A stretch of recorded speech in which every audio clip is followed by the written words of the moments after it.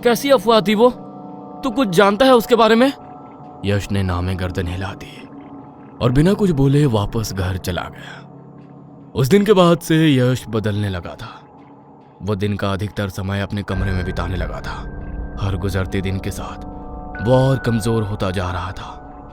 उसके शरीर पर रोज कोई नया निशान उभर आता, कभी कंधे पर, कभी छाती पर, कभी पीठ पर। उसका चेहरा पीला पड़ने लगा था। आंखों के नीचे काले घेरे बन गए थे, जिसे देख मां सविता बहुत परेशान रहती थी। सुनिए जी, यश की तबीयत कुछ ठीक नहीं है। आप सारा काम छोड़िए, बस कुछ दिनों के लिए घर आ जाइए। पत्नी की बात सुनकर यश के पिता विदेश से घर लौट आते हैं। ये तूने क्या कर डाला नालायक? क्या हुआ पापा? चुप, बस जितना पूछूं उसका जवाब दे। उदय ने यश की गर्दन के निशान देखे और उनका चेहरा सख्त हो गया। तू हवेली गया था? क्या तूने वहां रात गुजारी? पापा वो हाँ या ना? हाँ। उदय के हाथ कांपने लगे। वो जमीन पर सर पकड़कर बैठ गया। अरे आप ऐसे क्यों बैठ गए हैं? मेरा दिल बहुत घबरा रहा है, बोलिए ना। ये वही निशान है जो उस योगिनी के शिकार पर दिखाई देते हैं।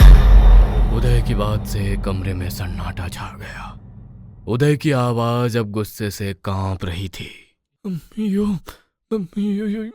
योगिनी? वो कौन है पापा? योगिनी भटकती आत्मा, जिसे बस एक मर्द का शरीर चाहिए। उस कोठी में मेरे परदादा रहा करते थे। तंत्र मंत्र पर बहुत भरोसा था उन्हें। एकांत में उस हवेली में जाने क्या क्या तंत्र किया करते थे वो। अपनी बढ़ती ख्वाहिशों को पूरा करने के लिए किसी ऐसी शक्ति को बुला लिया था उन्होंने, जिसने उन्हें धन दौलत तो दिया, लेकिन अपना गुलाम बना लिया। हर रात वो एक औरत का शरीर लेकर उनके पास आती थी। जब तक वे अपनी मर्जी से उस हवेली में रहे तब तक सब सही था, लेकिन धीरे धीरे अब उन्हें अपने परिवार की याद आने लगी। एक रात वो हवेली से बाहर निकले और उसी रात से उस योगिनी का श्राप दादाजी पर हावी हो गया।